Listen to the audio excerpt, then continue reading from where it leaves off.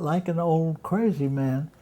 I still think that contemporary music has a certain element of interest that older music never has.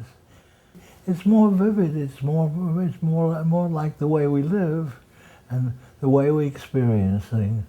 I mean, after all, the old days, you had all those soldiers marching and horses trotting around, and that's all in the music. Now you have these airplanes and God knows what. The whole life is so utterly different, and it seems to me that older music, which is beautiful like an old castle or something, but it doesn't have the kind of thing that the good contemporary music has. Walter Piston suggested that I study with Nadia Boulanger, and since I spoke French, it was an easy thing to do. She insisted on going back to the very beginning, and we had to do harmony exercises, and she was very fussy.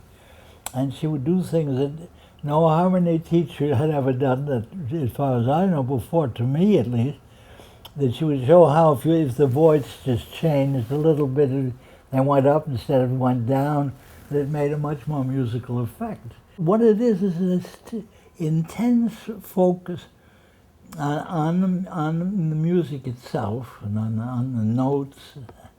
They must mean something and be important. Of course, the most wonderful thing was that every Wednesday afternoon, we sang, the students got together, and Nadia would get a little group of instrumentalists, and we'd sing a Bach cantata, or two or three sometimes, depending on how long they were. So we must have gone through 100 Bach cantatas, maybe more by all the time I was there, the 3 years that I was there, which was just wonderful. Nadia felt that the music of Schoenberg and of Alban, those early music that had been written before the First World War and shortly after, were all a thing of the past. This is old-fashioned.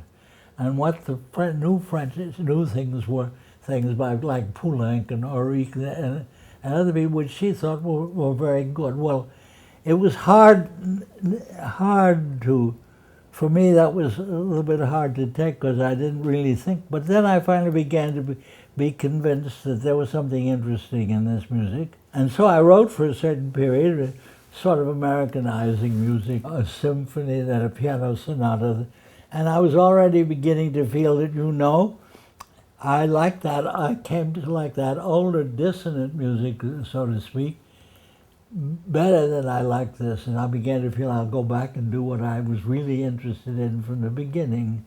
And that's what started this disaster that's gone on ever since.